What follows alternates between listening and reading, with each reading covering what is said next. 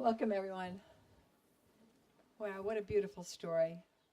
If you want to know what the Villa is about, you just heard it.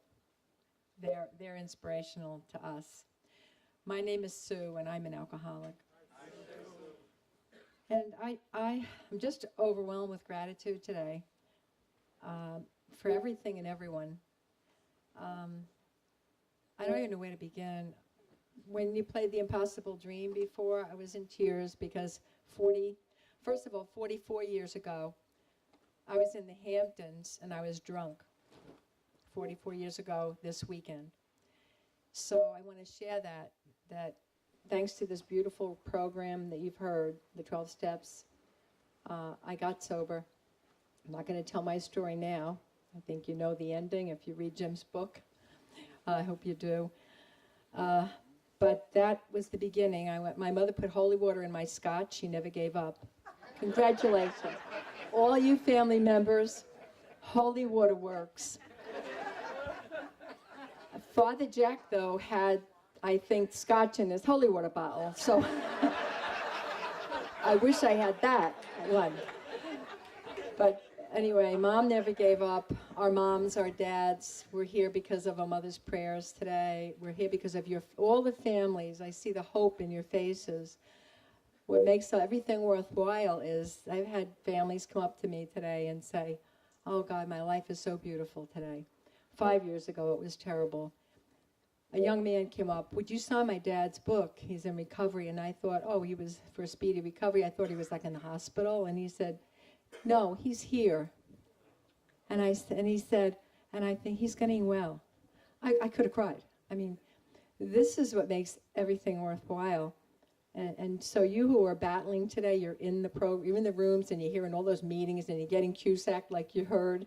Well, it works, and your families are inspired and hopeful because you know you're letting them. You're here today for them. So I want to thank all the family members that are believing in us and that never give up.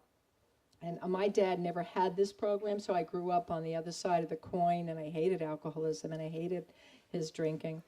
But here, God has a plan in our lives, and I'm just so grateful the plan today. I wasn't grateful this morning. I have to share.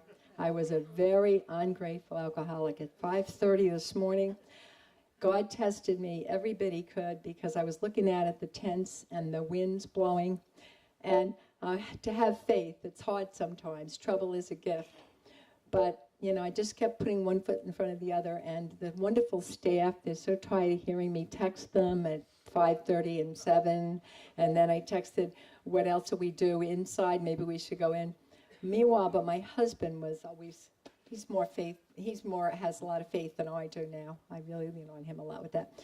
But it's hard. It's not easy sometimes to have faith when things are rough. And trouble is a gift. And I think a higher power tests us a lot of times. With the really tough times, you can't give up.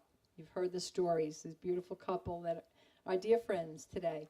They just came up because they wanted to be here. And they gave us the gift then of saying yes to speak today. And so I'm just so grateful. The Impossible Dream has been more than ever. We got in our cars. I had a car named Herbie, and Jim had a red car, and we put everything in the back seat. And 40 years ago, we drove up to St. Joseph's. Jim told me it was going to be a beautiful hotel. Well, it was an old rundown building in the backwoods of St. Joseph's with nuns all over the place that didn't really want us there. So 40 years ago, the miracles started. But we had a lot of faith, and we were young and in love, and we wanted to do a mission, and we had dreams. And even though we're older and we get more tired, but because of this program, this beautiful 12-step program, we still have a lot of dreams. We have a beautiful staff. We were able to pay off this place after 30 years of struggling. Then we paid it off, and we said, well, we can't take it with us. So, and our family is all for us giving it back, so we gave it into the foundation. We set it up legally so it won't be just an old hotel going into taxes.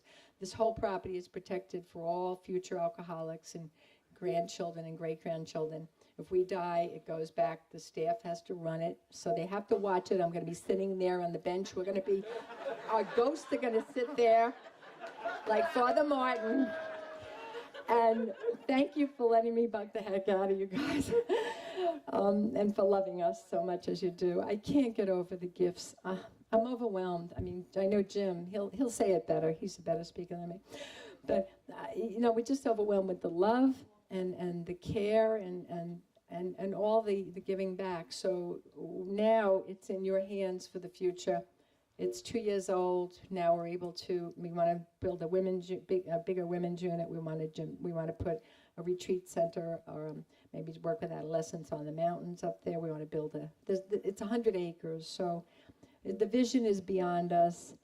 And we probably won't live to see it all, but I'd love to see most of it anyway. But keep us in your prayers. I'm just grateful. It's so many people, our moms, everybody that's here today, all the residents that put their love in their hearts. There's many staff members that worked here tirelessly or gone or moved on. They all have a part of this villa.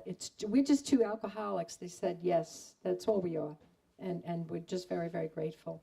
And I love you all. And thank you for being here today. And now, the star of our show, because we wouldn't be here without him, our Jim. I love you, Jim. I guess I got out of the doghouse, right? Can you get this? Okay. What? Oh, I got this other thing. Does he have the other one? You're on, Jim. Okay. I gotta leave my glasses on, I'm sorry. This past year or so, I've been working on a book. And I went through my history. And as I was doing my history, there were things that I had done that I was ashamed of. And I thought I had put them to rest. But as I was going through this book, I realized really what kind of a guy I was. I realized again, how much I did and when I had no scruples. I remember my 5 years in the Army. It was turned into the Air Force. When I went in, it was the Army Air Corps. There was a lot of things I didn't like about myself, a lot of things that I didn't do and not want to do. But I would say probably in the last 4 or 5 months, I've been talking to different people. I'm not as in touch with the people in the villa as much as I'd like to be. I see a lot on one-to-one. And I was thinking today about what I wanted to say. I'm honored that there are so many people here. I'm honored that there's so many people that showed up today. And it's a celebration. It's a celebration of sobriety. And when you listen to the hurts and praises that have happened and gone on, and we ask ourselves, how did this happen? And I keep going back to this book. And I really laid it on the line. And the reason I think I laid it on the line, I had a sponsor in AA that told me, I don't care what you do, to talk about it. And he said to me, you have to know me for about a week or two. He said, if I knew what you were like, he said, I would have never picked you up. And at the time, I thought maybe that was a flip kind of a thing. But as I went through that book, I realized what my life was like. And lately, I know a lot of people in the program. I've helped a lot of people have helped me. And one of the things that's really fascinating me, and I don't know if even fascinating is the right word, but people that I've known for years have come up to me and said, Jesus, you really did it.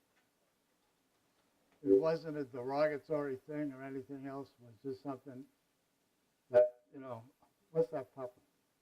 So as I'm talking to these guys, and some of the women sometimes, we get into a session, and they know most of me and what I was all about. But I've got into a couple of discussions with these people. And they almost looked at me like they were shocked at what I had put in this book. And the reason I did that was my sponsor years ago said, do whatever you have to do but make sure you talk about it. And I've been thinking about that all the way through and renewing, or bringing back what I was like. I know when I talk at meetings, or when I first came around, I talked about my first 5.5 years were miserable. I wasn't a happy, grateful alcoholic. I knew that if I picked up, I was finished. But putting all of those things together, and what I'm trying to get to is one of the things that's happened when I started to do these things. I got a different lift in my life. My first wife passed away, and I had been around the program but never into it. And I remember planning I was going to go out on a drunk. I was going to get a case of booze and come up to the mountains, and maybe I'd come back to AA. And as I was leaving the house one night, I was in it with my mother-in-law. She told me if I was going to go drink, I should go over and piss on the grave first. Now, I was planning this drunk for about 2 or 3 weeks, how I was going to do it. And she really bothered me when she said that. And I went to a meeting that night. I came out of the meeting and I was looking at the 12 steps. And whatever happened to me, I had heard the 12 steps, I talked about them. But that night I looked at these 12 steps as something different. I knew then and there that there was something in my life that I had to do. And there was something that I needed that came from those 12 steps. I could talk about them, I could flip them around and stuff like that, but I never got the power of them. So that was a turning point for me and where I was kind of coming from. In this past couple of months at the villa, we've had some tough times. We have a lot of stuff coming into the villa that we're not too happy with. We got a lot of people that are coming out of jail right off the bat, and sometimes we can handle that pretty well. When I was looking at some of these things and saying what was happening, I said, we have a step in this program that says, it's in the giving that you receive. And I talk about that a lot. And I've been experimenting with a couple of things for this past year. I haven't even discussed this too much with the staff. When I'm talking to some people, I make deals with them. I ask them, maybe you can help us. We had a situation a couple of weeks ago. We had really a tough time trying to get people out. We knew we had a lot of problem people in the villa. And I asked a couple of guys that owed me big time, and I asked them to help me. And the minute I asked them to help me, they changed. And I've been looking at this for a long time. So one of the things that I wanted to talk about, and I'm not going to talk about it too much because I don't know how real it is or what's really happening. But I know for a fact that what's happening to me on a one-to-one basis and when I'm talking to people, when I give them something to do, it makes their life worthwhile. I don't even know what that's about. I don't even know how to explain it, but it's coming to me in big numbers. And I'm looking at that. And I'm saying, when you go out 12-stepping people and doing this and doing that, the program still works well. But I know that there's something to be said about that in the giving that you receive. I see these guys that come in, and I've been seeing that for a long time. They're bound up, they're wiped out, have no hope, no nothing. And then they get something, something lights up on them, and they can get a hold of that. And then they start to turn around.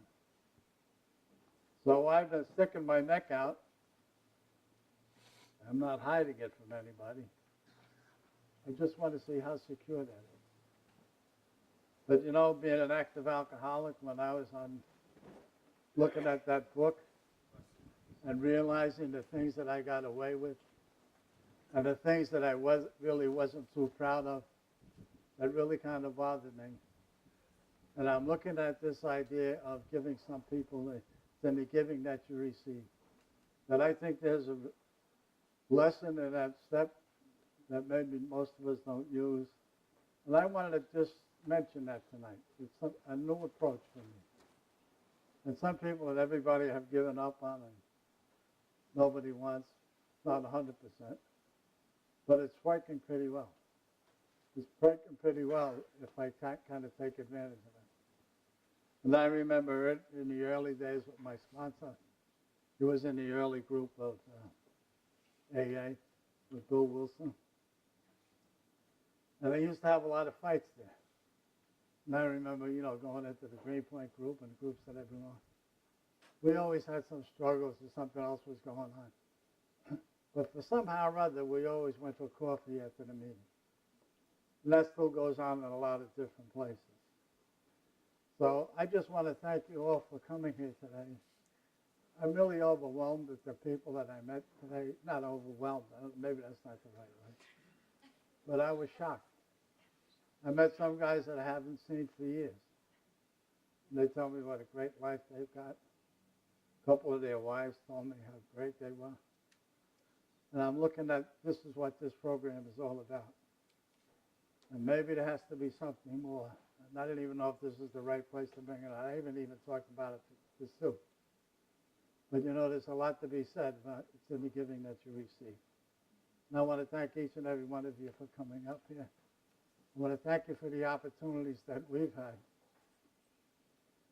And we have some ideas. We have a lot of acreage here. We haven't really been involved in anything in the past because we didn't want to kind of try to get anything because of ourselves that this was our responsibility. But when I'm looking at some of these things, that the things that can be made wide open. I'm 84. Hope to be another 84. I don't know how grouchy I'll be. But one of the things that I'm thinking about is maybe we have some opportunity to get some ideas together, to find out maybe what we could do with some more of this property. Maybe we could do something for some of the people that are really suffering out there. It's all in the back of my head and the top of my head. I don't know what I'm going to do with it. But I feel I've been really seeing it all the time. It's in the giving that you receive. I see these guys that come into the villa and they're really down and out and want to kill themselves. Maybe after they're there a week or maybe less than a week, you can see a smile starting to come up. You can see that their face starts to get white again. That they start to look at life in a different way. And whatever that counselor was with them, they gave that person something that he could hang on to. Maybe it's a thing that we've had that's been working for us for a long time. Maybe we haven't put enough emphasis on it. But that's about all I have to say. I'm overwhelmed for tonight. We have another good treat later on with Sister Peggy doing the Bill Wilson thing. So Sue and I have been looking at some things, and we don't know what we're looking at. But we know what we need. I talk to people in Nassau County. In Nassau County, I pick on quite a bit because they tell me every month 44 kids die in Nassau County from an overdose or whatever else it is. I go around to different places and they're loading people up, and I'm not trying to create some problem. But they're putting them up with medication and everything else. Years ago in AA, you didn't fight a disease or you didn't fight a problem with another problem. The abstinence model, I think, is still alive and well. And that's kind of where I'm at. I was very nervous about today. I didn't know what I wanted to talk about. But I know somehow or other I wanted to get this message that it's in the giving you receive.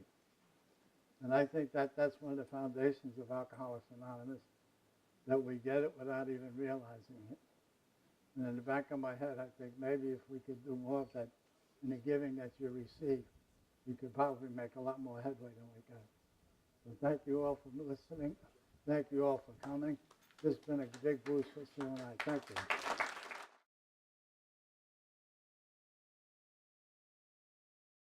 My name is Jack, and I am an alcoholic. Thank you. Thank you. What an honor. What an honor. What a special day. And And I was just a nice guy that drank once in a while. And once in a while, I'd get drunk. So I really don't know why I'm here and why I'm even, but it's quite an honor to be asked anyhow, And actually, I didn't come into the villa, so, I wonder why I was asked. But I don't really have to think too hard at all. And I'm not the same guy, thank God, that did come here. And I've come here several times over the years, and for many different reasons now. And it's about, I think it's about truth, that it's veritas, no coincidences, and that truth comes to us by degrees, and the same with me, growing up to mature. And I really did think I was just a nice guy who drank once in a while and drank to get drunk occasionally. Once in a blue moon, I would actually get drunk when I didn't plan it. I would just kind of get started, but never really intend to get drunk, and it would kind of happen. So that would surprise me. That would really surprise me. Anyhow, I don't want to keep you all day. And it does feel like the time when I did come in, except there was snow when I came in, because my fingers are numb, and they're numb again, and that's how I came in. I came in through the New York City Police Department, and I believe I have the honor, if there is such a thing. At least that's what the Monsignor told me. It was a Monsignor Joseph Dunn who told me that it pays to advertise. And I was the first guy to walk in and give himself up. Just prior to me, they had been captured. You had to be captured to come in. And this was in 70. And I made some phone calls because the guys that I worked with in East New York, 75th Precinct, they thought that I drank differently than them. It seemed like once we started, which was all good and well, they would have a limit or a cutoff or something, and they would go home. And I couldn't. Once I started, it seemed, I had a very tough time to getting home. And it really increased rapidly. My first drink was at 10 years old. And I found it was an elixir. And I'm also reading Jim's new book, and I'm finding many, many more identifying things with that story with mine today. And I called up the counseling unit anonymously. I wanted to check it out. It was really a dangerous thing back then. The fear was that we'd lose our jobs if we got in there, or if you had to be captured to be brought in there. So why would I even want to consider going there? And that was a tough thing to get past. But I made the call, and I get the old Monsignor on the phone, and I thought he was old then. You know, the guy's still around. Yeah, I swear to God, yes, he is. Yes, he is. And I do make a visit to that man. I've been there several times just to thank him. But I called him, and I asked him about the unit. What do you do here? And he said, well, these are men that have a problem with alcohol, and they're trying to do something about it. I said, well, gee, isn't that nice? And he said, who is this? I said, never mind who this is. I said, I just wanted to know about your unit and what you do there. And I hung up. And then I got drunk again a couple of days later, and my wife was with that same face that I always saw when I came home. It was really like not a pleasant face at all. And it gave me justification to drink, I thought, because the way she looked, you know. she was always ticked off, and you know what? I couldn't imagine why she was such a sour grape, and she really didn't know about fun and like what I thought. And so I called again because she was really upset again. And this time I was really good and wasted, and the guy kept me on the phone. He kept me on a good while because I was really hearing things that were interesting. I still didn't tell him who I was, but this is way back in the 70s now, and you know, he said to me, he said, I have an emergency call coming in, and I need to take it. He said, give me your phone number, and I'll call you right back. It seems as though you have a few more questions you'd like to ask me, and I would really like to help you and give you those answers. And like a jerk, I gave him my phone number.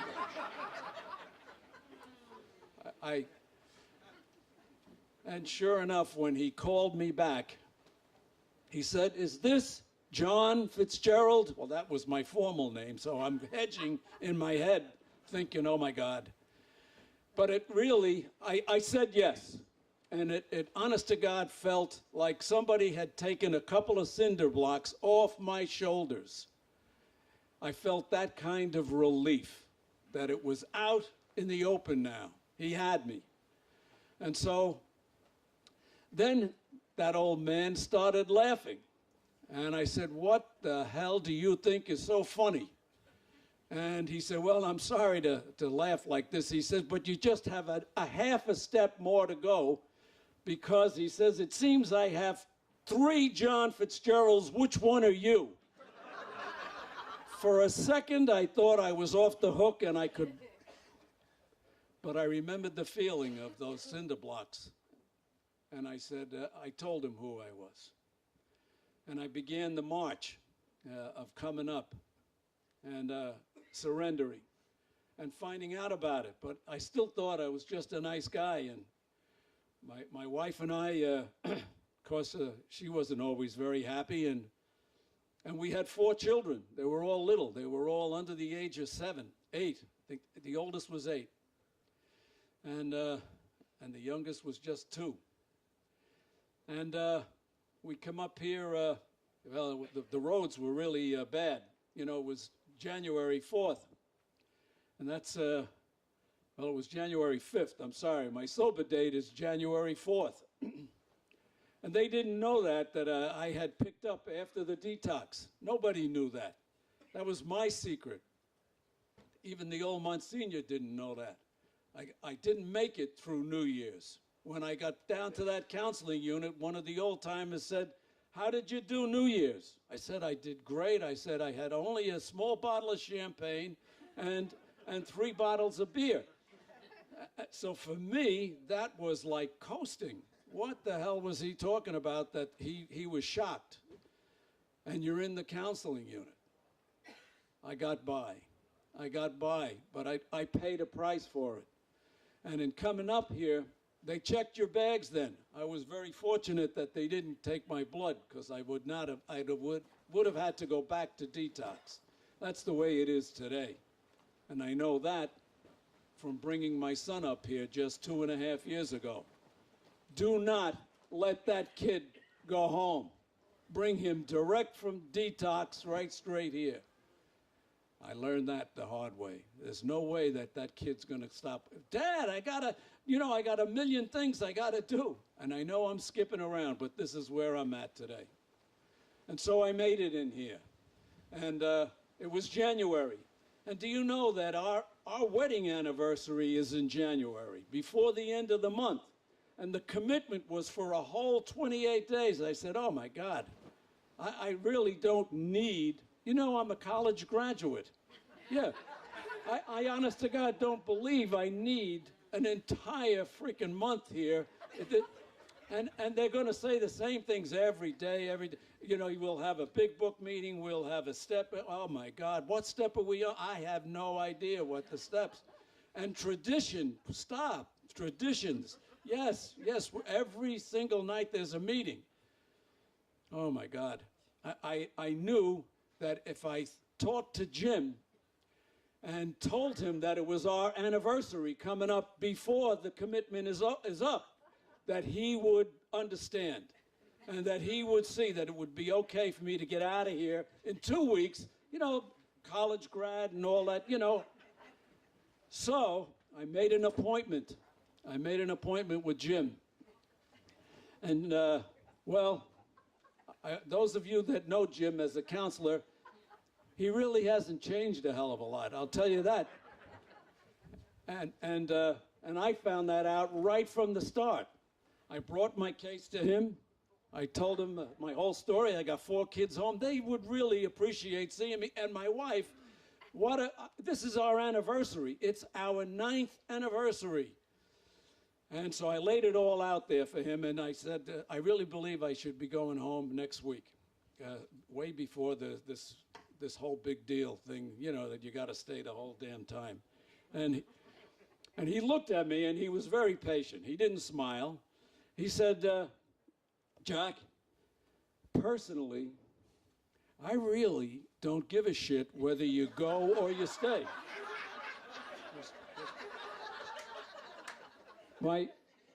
I was seriously offended. I really felt awful. But then he said, this was the clincher. He said, consider this. Imagine if you stayed and you actually got sobriety. Wouldn't that be some anniversary gift to bring home to your wife? I had no idea what the hell he was talking about. I had never, college degree and all, never in my life heard of the word sobriety. I didn't know what it meant. And I went and found a dictionary in their library, and I looked it up. He hooked me. He hooked me. And I stayed. And there had to be more than what I saw was there. And now I was going to find it. Now I had to find it. Otherwise, I would be repeating.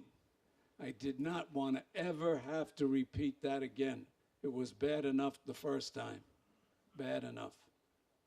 And I did make it home. And now I can move ahead quickly and tell you that it's about learning about those steps. And it's a journey that I'm still on. And back there in Glen Acre Lodge, they had these family picnic things, you know. And I went back to work. I mean, they didn't put me back on the street right away. They had taken my gun away, thank God.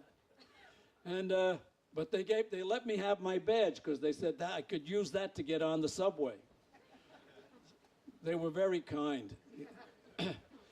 So anyway, I started to go to classes, and I remember coming up to this picnic in '73, and I said, Jim, I'm seriously thinking that, well, first of all, tell me, what is an alcoholism counselor? Because I think I would like to be one, but I'm really afraid.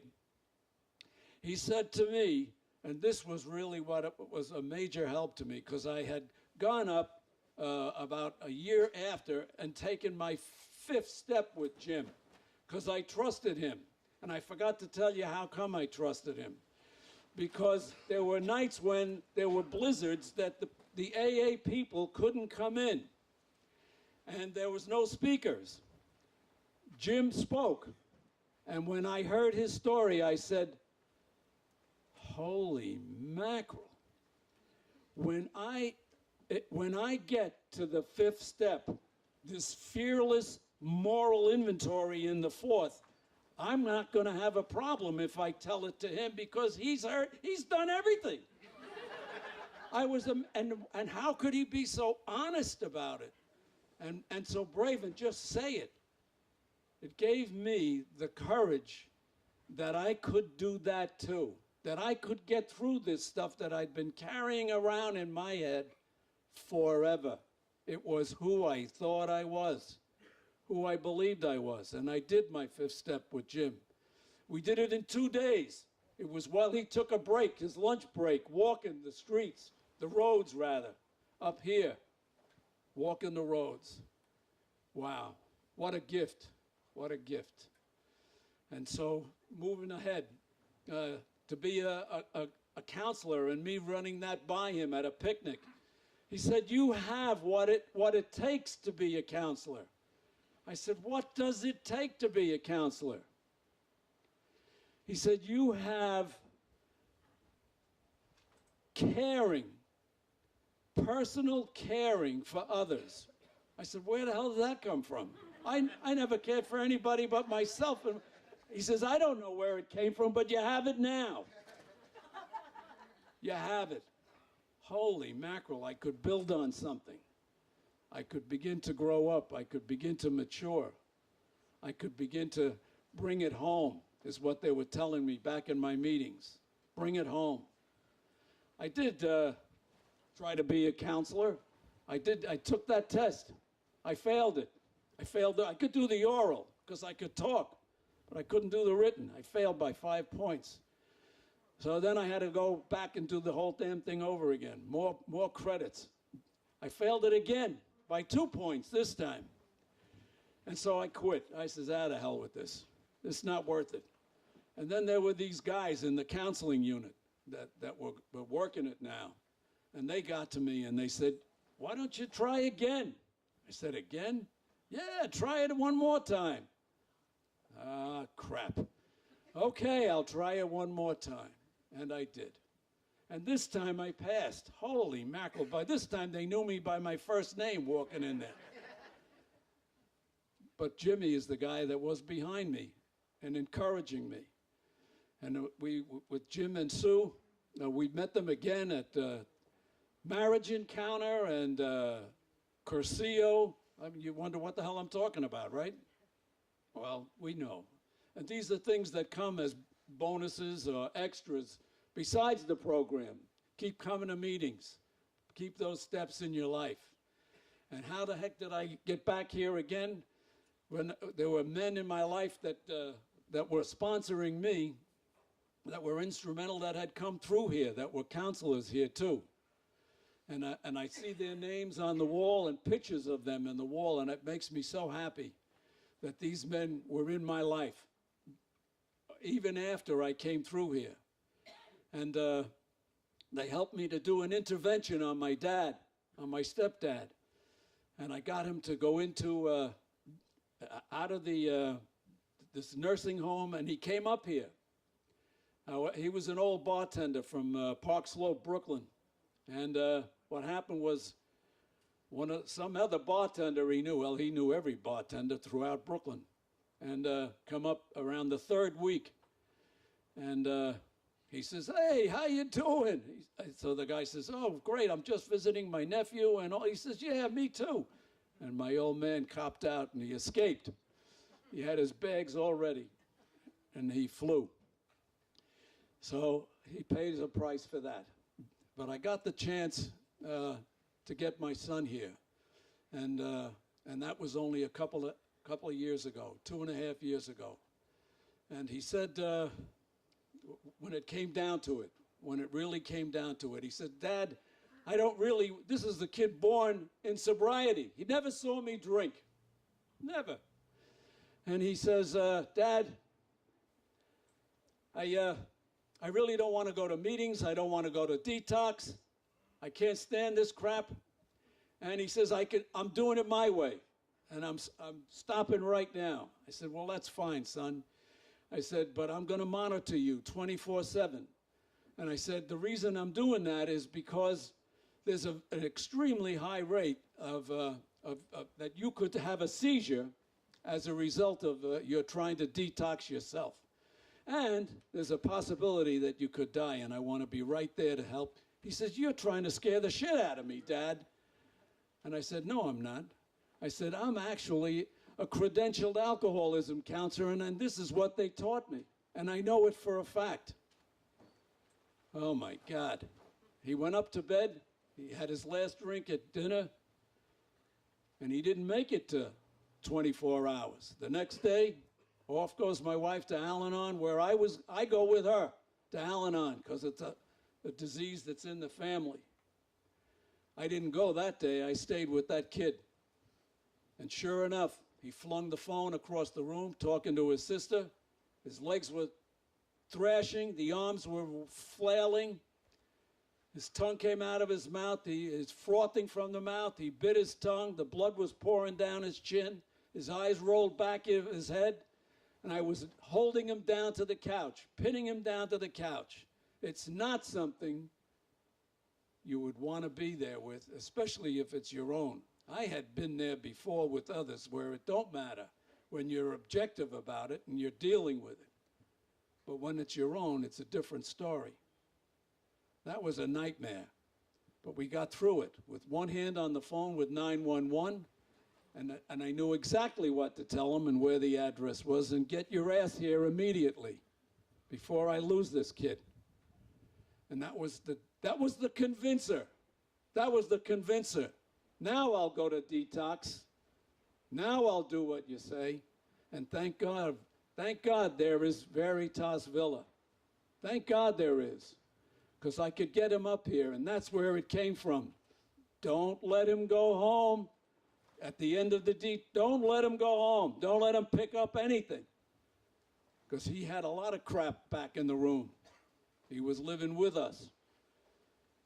Up we came straight away.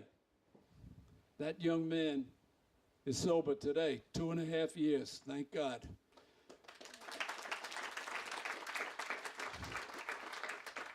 And that lady that was such a pain in the ass and a mean lady and all that, I can't believe it. We had 2 more kids. I don't know how it happened. We are married 51 years. 51 years. That's incredible. Incredible. And now you're going to hear the other side of that story. I'm going to give you my wife, Carol. That's hard to follow. I'm joking. But because of you, even though I don't know you all, I can stand here and I can speak of the recovery and of the hope and of the joy that we have in our life today. I mean, I'm in tears, but I'm okay. To give you some background about me coming in to this disease of alcoholism, I did not grow up with alcoholism. I'm a Bay Ridge, Brooklyn girl, lived in an apartment, in a walk-up, 3 rooms, 5 people. I thought I was a princess. My parents loved each other very dearly. I learned later my father's father was alcoholic. My father was so responsible. My mother was orphaned. They cherished each other. That's what I thought people did with each other, cherished each other. So I met my cherished person. I was 17 and a half.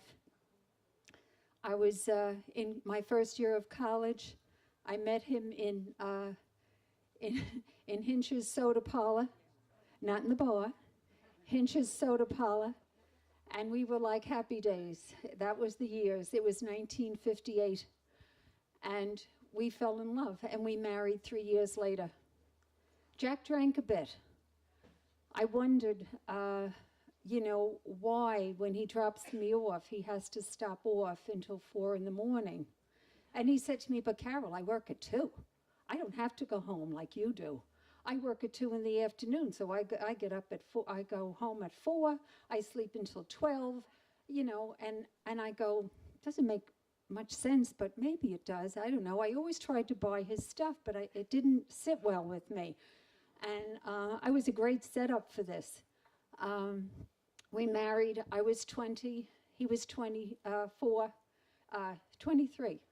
And we had 4 children in, 8 years, 6 years, however many years. It was...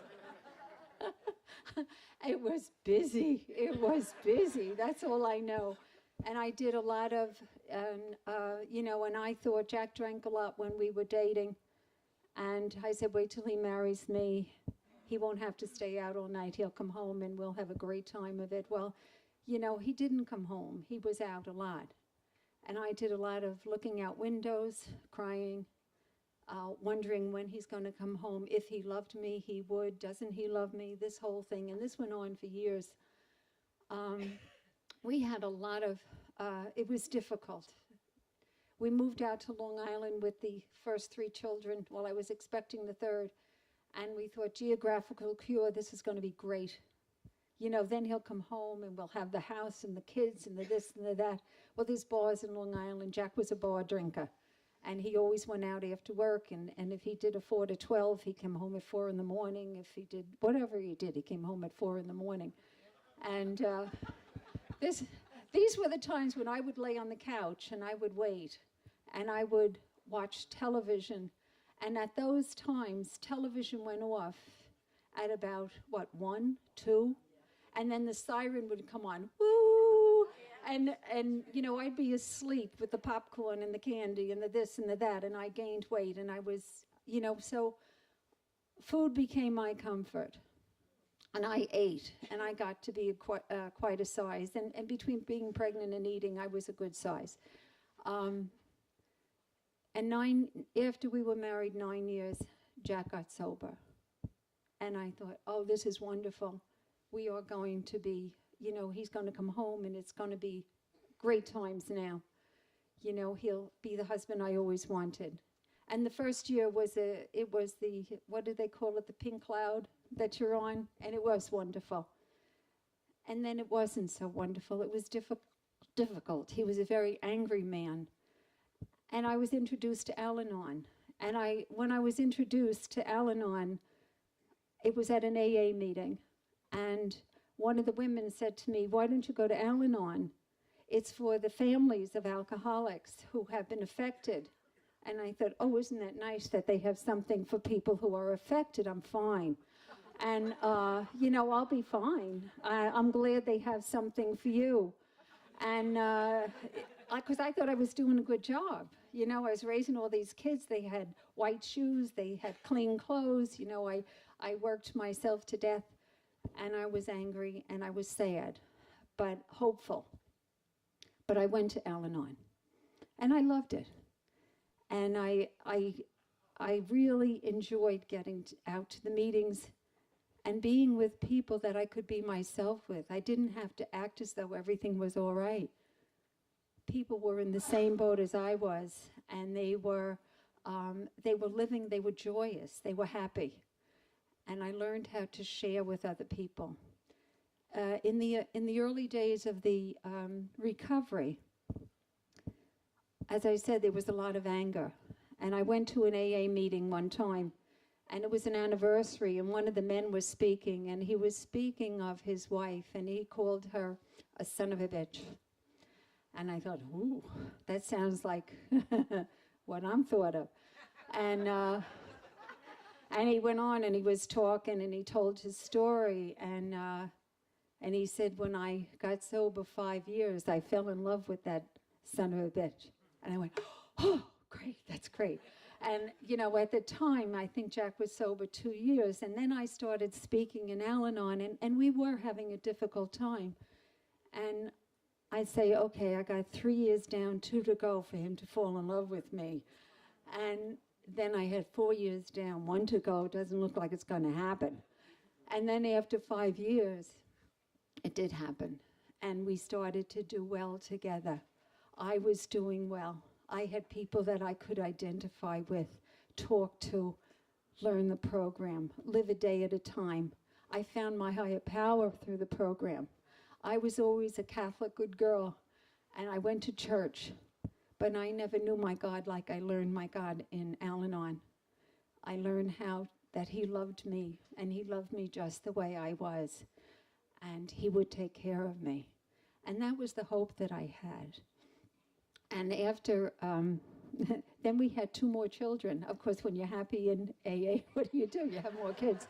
So we had 2 more children, and we had our AA baby, and that was Michael, who came through these rooms. And that was the joy of joys. It was the neighborhood child.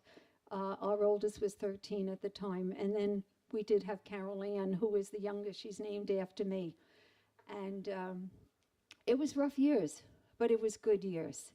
And even as the time went on, because I had the rooms and I had the support of people and people who were doing well for themselves. My friends were going back to college. They were getting degrees. I was still having babies.